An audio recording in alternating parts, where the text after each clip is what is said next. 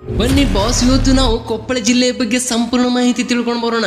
ನೋಡಿ, ನಾನು ಕೊಪ್ಪಳ ಅಂದ ತಕ್ಷಣ ನಿಮ್ಮ ಮನಸ್ಸಲ್ಲಿ ಹುಟ್ಟಿರೋದೇನು ಆ ಕಿನ್ನಾಳ ಕಲೆ, ಹಾಗೆ ಆನೆಗುಂದಿ, ಮತ್ತೆ ನಮ್ಮ ಹನುಮಂತ ಅಂದರೆ ಹನುಮಾನ ಜನಿಸಿರುವಂತಹ ಬೆಟ್ಟ ಅಂಜನಾದ್ರಿಯ ಬೆಟ್ಟಗಳು, ಹಾಗೆ ಏಷ್ಯಾದ ಮೊದಲನೇ ರೈಸ್ ಪಾರ್ಕ್ ಇಂತಿಷ್ಟೆಲ್ಲ ಕಂಡು ಬರುತ್ತದೆ. ಆದರೆ GK ಪರ್ಪಸ್ ಇಂದ ಕಾಂಪಿಟೇಟಿವ್ ಎಕ್ಸಾಮ್ ಇಂದ ನೋಡಿದರೆ ಇಂತಿಷ್ಟೇ ಸಾಲಲ್ಲ. ಈ ಜಿಲ್ಲೆಗೆ ಸೇರಿರುವಂತಹ ಅನೇಕ ಮಾಹಿತಿಗಳು ಒಳಗೊಂಡಿರುವೆ.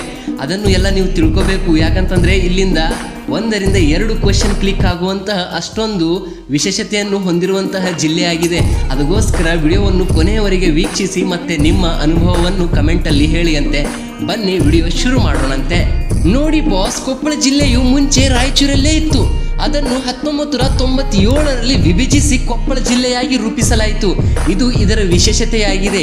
1997ರಲ್ಲಿ ಇದನ್ನು ರಾಯಚೂರಿಂದ ವಿಭಜಿಸಿ ಕೊಪ್ಪಳವನ್ನಾಗಿ ಮಾಡಲಾಯಿತು. ಬನ್ನಿ ಬಾಸ್, ಮತ್ತೊಂದು ವಿಶೇಷತೆ ತಿಳ್ಕೊಳ್ಳೋಣ.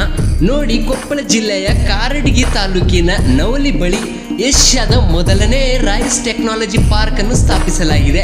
ನೋಡಿ, ಇದು ಭಾರತಕ್ಕೆ ಅಲ್ಲ, ಏಷ್ಯಾಕ್ಕೆ ಸಂಬಂಧಿಸಿರುವಂತಹ ಒಂದು ಪಾಯಿಂಟ್ಸ್ ಆಗಿರುತ್ತದೆ. ಅದಕ್ಕೆ ಇದನ್ನು ನೀವು ಕರೆಕ್ಟಾಗಿ ನೆನ್ಪಿಟ್ಕೋಬೇಕು. ಗುರು, ಕೊಪ್ಪಳ ಜಿಲ್ಲೆಯಲ್ಲಿ ಒಂದು